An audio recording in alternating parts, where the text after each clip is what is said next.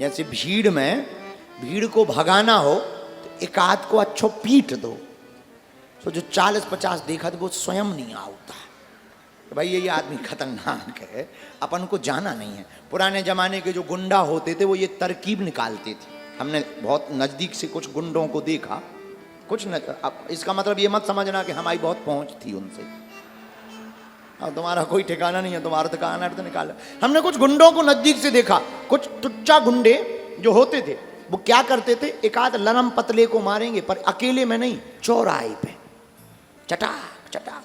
तो हमने एक दिन एक गुंडा से पूछा कि तुम्हें पीट नहीं था, अकेले में पीटते? बोले बा भपकी कैसे बनती। हमने पीटा इन्हें, डर 50 गए और उसने हमें बताया तो हम तो चौंक गए। बोले हमने इनको पीटा, इनके सगे चाचा की दुकान किराने की, तुरंत 2 बोरी शक्कर घर आ गई थी शाम को, कि हम पे कृपा बनाए रखना। बोलो सीताराम, जोर से बोलो। यही अंगद जी कर रहे। अंगद जी क्या कर रहे? अंगद जी बोले इनको हम भय दिखा रहे, लेकिन अंगद जी मारने के सिद्धांत से नहीं गए, समझाने के सिद्धांत से गए। जैसे एक बार क्या हुआ, एक महात्मा जी चले जा रहे थे गांव में, रास्ते में तो एक पेड़ के नीचे सोने जा रहे थे, बरगद के पेड़ के नीचे। गांव के लोग आए, ए महाराज वहां मत जा, वहां मत जा। क्यों? सांप रहता है, सांप बहुत खतरनाक है, काटता है। महात्मा बोले चिंता मत करो, समझा लेंगे हम। सांप आया, फुसकारने लगा, काटने दौड़ने लगा। सोई महात्मा जी, महात्मा तो महात्मा, और पहले के महात्मा बड़े अद्भुत होते थे। काट कर क्या करोगे? नरक जाओगे, करनी सुधार लो। काटने से कोई फायदा नहीं, भगवान ने जो विष दिया है उसका सदुपयोग करना चाहिए, दुरुपयोग नहीं करना चाहिए। अच्छा, सांप को बात समझ में आ गई। एक जने कह रहे थे महाराज जी कैसी उल्टी कथाएं सुनाते हो, कहीं सांप को बात समझ में आ गई? तो एक महात्मा ने बड़ा गजब का जवाब दिया। बोले भैया वो आदमी नहीं था ना। ये बात आदमी को समझ में देर से आती है, सांपों को तो जल्दी आ जाती है। सांप को समझ में आ गई तो सांप बोला महाराज क्या करें? कुछ नहीं, सत्संग सुनो और ये सब छोड़ो, काटना पीटना। उसने बेचारे ने काटना छोड़ दिया। महात्मा बोले अब हम दूसरे गांव जाते हैं, आएंगे फिर कभी मिलेंगे। गांव वालों से महात्मा बोले सुनो, वो जो सांप था अब डरना नहीं, अच्छा आदमी हो गया है, सत्संगी हो गया है, अब नहीं काटेगा। गांव के बच्चे देखने आए कि नहीं काटेगा, देखे नजदीक आए, सच में ना काटे, दौड़ा नहीं काटा, छुए नहीं काटे। अब तो बच्चे खेलने लगे, गले में डालें, को झूला बनाएं, पेड़े पे टांगें, पेड़े पे टांग टांग लटकें। अब तो काटना ही नहीं है। बेचारे को शरीर छिलगाओ, घाव बन गाओ, 2-3 जगह से पूंछ टूट गई और बच्चे भी है ना मरोड़े और पटके। 8-10 दिन बाद महात्मा वापस लौटे। उन्होंने सोचा चेला से मिलते जाएं, सांप देवता से क्या हाल है। जैसे ही आए, सांप को यहाँ वहां नहीं देखा, आवाज लगाई, कहाँ हो? सोई आवाज एक कोने में मरी सी आई, इधर है। महात्मा बोले ये किस कुसंग के कारण तुम्हारी दुर्दशा हो गई? सांप बोला कुसंग के कारण नहीं, सत्संग के कारण,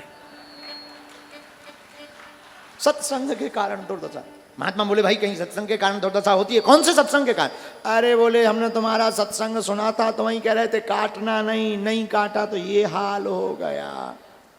महात्मा बोले तुमने समझा ही गलत है, हमने काटने को मना किया था, फुसकारने को तो नहीं किया था। काटने को तो मना किया था, फुफकारने को तो नहीं किया था। फुफकारते रहते तो बच जाते। तो बोले महाराज फुफकार सकते हैं? बोले हमने कहा भी तो यही था, काटना नहीं है पर फुफकारना भी तो नहीं छोड़ना है। उसी प्रकार जैसे ही इतना कहा तो बोले महाराज अब चिंता ना करो। जहां दूसरे दिन छोटे छोटे बच्चे, वो तो प्रतिदिन के थे, जहां दूसरे दिन छोटे छोटे बच्चे आए, सोई उसने एक फुफकार मारी, सोई बच्चे भगे भैया, फिर बिगड़ गया, फिर बिगड़ गया। लौट कर कोई पास में नहीं आया, ना छुआ।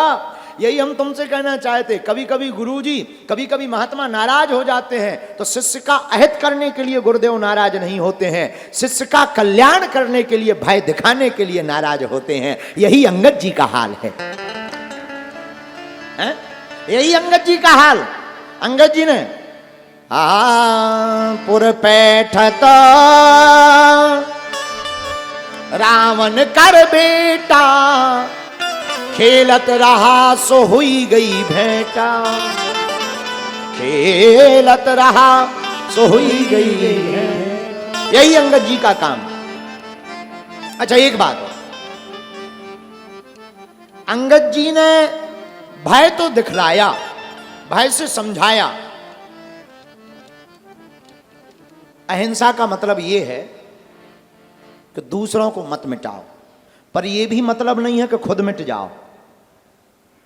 अहिंसा का मतलब यह है कि दूसरों को मत मिटाओ, पर इसका मतलब यह भी नहीं है कि खुद मिट जाओ। हम तुम्हें कहना यह चाह रहे, आत्मरक्षा, अहिंसा करना चाहिए पर आत्मरक्षा भी तो करनी चाहिए। बोलो सीताराम। अब हम एक अच्छे संत अच्छी बात बोलते थे, बोले कोई एक गाल में चांटा मारे तो दूसरा कर देना चाहिए। एक गाल में कोई चांटा मारे तो दूसरा कर देना चाहिए, कुछ नहीं बिगड़ना है। तो हमने उनसे हंसते हुए कहा, हमने कहा मान लो दूसरे गाल में उसने मार दिया, फिर तो वो शायद वो पीठ कहते, भाई पीठ कर दो। हमने कहा हम इतने सस्ते नहीं हैं, एक गाल में तो सह लेंगे, दूसरे में हाथ उठाएंगे तो हम भी देंगे। बोले इससे क्या होगा? हमने कहा एक गाल में सहते सहते ही हिंदुओं की ये दुर्दशा हो गई है? एक गाल में सहते सहते अहिंसावादी बनो, अहिंसावादी बनो, माला पकड़ो, माला पकड़ो। वही चक्कर में धर्मांतरण भारत में हो गया, कन्वर्जन हो गया और पाश्चात्य संस्कृति के लोगों ने हमारे भारत को गुलाम बनाया। अगर एक गाल में मारा और दूसरे में मारने का कोई प्रयत्न करे और दो टूक जवाब दे दिया जाता तो न भारत गुलाम होता और न इस भारत पर किसी दूसरे अधर्म के निवासियों का वास होता, न अधर्मी लोग हमारे ऊपर राज कर पाते। लेकिन ये अंगद जी से सीखना चाहिए। अंगद जी भय दिखलाते, अंगद जी गए। देखो भाला और माला दोनों जरूरी। भरत जी से लो, हम नहीं कह रहे, लोग हमें पता नहीं क्यों उल्टा सीधा बोलते रहते कि ये तो भड़काते हैं। हम भाला देकर के मारने की बात नहीं कर रहे, पर आत्मरक्षा के लिए तो लेना चाहिए। हम नहीं कह रहे, हम तो पढ़ा है तो हमने समझा है, और हमने समझा है कि हमारे जितने देवता हैं, हनुमान जी हैं मुगदर ले है, माता है त्रिशूल लिए हुए, शंकर जी त्रिशूल लिए हुए हैं, सब देवता कोई ना कोई शस्त्र हाथ में लिए। किस लिए? वो यही सलाह दे रहे हैं, माला भी लो भाला भी लो। और तो छोड़ो, हमारे बलदाऊ भैया को कुछ नहीं मिला, दाऊ भैया जी को कुछ नहीं मिला, तो हमारे दाऊ भैया ने भी तो रख लिया हलमूसा। ये क्या संकेत है? यही संकेत है, दोनों जरूरी। जैसे भरत जी माला जपते, लेकिन जब अयोध्या के ऊपर पर्वत लिए कोई उड़ता हुआ दिखाई पड़ा तो तुरंत माला को बगल में रख करके बाण उठा लिया, बिना फल का बाण मारा। हनुमान जी की टांग में लगा, हनुमान जी नीचे आ गए। किसी ने भरत जी से पूछा कि तुमने बाण भी मारा तो बिना फल का क्यों मारा? तब भरत जी बड़ा प्यारा जवाब देते हैं, बोले साधु का काम है बाण चलाना, फल देना परमात्मा का काम है। फल देना परमात्मा का काम है, राम जी का काम है, वो हमारा काम नहीं। वही हम तुमसे कहना चाहते, वर्तमान समय में सनातन संस्कृति की रक्षा के लिए भारत के सभी विद्वानों को और भारतीय हिंदुओं को शास्त्र भी लेना चाहिए और शस्त्र भी, माला और भाला दोनों को लेकर के तैयार रहना चाहिए। जब जैसी आवश्यकता हो तब तैसा प्रयोग कर देना चाहिए। बोलो सीताराम। जोर से बोलो, और जोर से बोलो, और जोर से बोलो। अब जैसे ही अंगद जी सभा में गए, सभा में पहुंचे, सीताराम गाइए, सीताराम गाइए।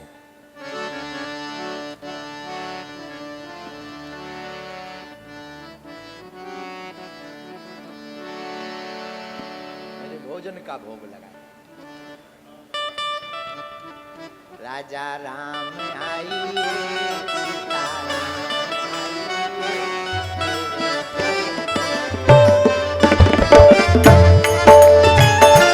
सीताराम आइए, राजा राम आइए, मेरे भोजन का भोग लगाइए। राजा राम आइए, सीताराम आइए, मेरे भोजन का भोग लगाइए।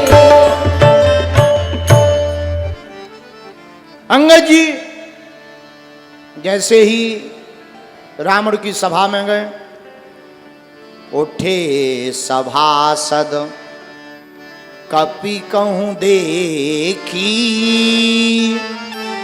रावण और भा क्रोध विसेखी। रावण देख करके अंगद जी को क्रोधित हो गया और इतना गुस्सा में हो गया कि बोल पड़ा, कहे 10 कंठ कवनते बंदर, कहे 10 कंठ कवनते बंदर। अच्छा, लेकिन जो पहले वाले थे हनुमान जी, उनसे रावण बोलते ही रहा, हनुमान जी बोले नहीं, चुप रहे। हनुमान जी सुनते रहे। लेकिन यहां उल्टा है, रावण ने इतना ही पूछा, कहे लंकेश कवंते बंदर। अब अंगद जी बोले, मैं रघुवीर दूत 10 कंधर। वो पहले वाले थे जो स्वामी जी कहते थे तुमको, प्रभु जी कहते थे, तुम कहो हमको बंदर, हम तुमको स्वामी जी कहे।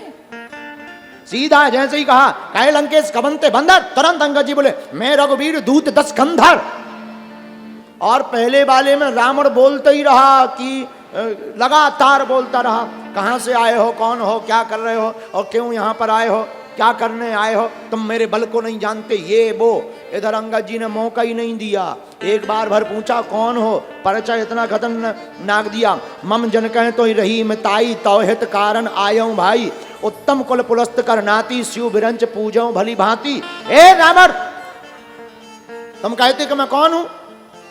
हम राम जी के दूत हैं और हम तुम्हारा हित करने के लिए आए हैं, तुम्हारा कल्याण करने के लिए आए हैं। हमें पता लगा तुम बहुत उत्तम कुल से हो, बहुत अच्छे खानदान से हो, कहीं विनाश ना हो जाए, मर ना जाओ, सपरिवार से तो नाश ना हो जाए, इसलिए हम तुम्हारा भला करने के लिए आए। बताइए, पहले वाले चुप रहे, ये चुप नहीं हो रहे। रावण का भी दिमाग खराब कि हे भगवान, पहली बार फंसा, ऐसा कोई बोलने वाला लगातार जवाब दे रहा है। फिर क्या, धीरे से पूछा, परिचय बताओ, कौन हो तुम, कौन हो, अपना परिचय तो बताओ, नाम आम बताओ। सोई हंस करके अंगद जी बोले, हमारा नाम तो जानते ही होगे। बोले नहीं नहीं नहीं जानते हैं। तुम्हारा बाप कौन है? अच्छा, जानता है रावण, अनजान बन रहा जानबूझ करके। कई लोग ऐसे होते हैं जो बड़े होते हैं, वो सब जानते हुए भी थोड़ा कौन है, अच्छा अच्छा ठीक है ठीक, हाँ हाँ सुना तो है।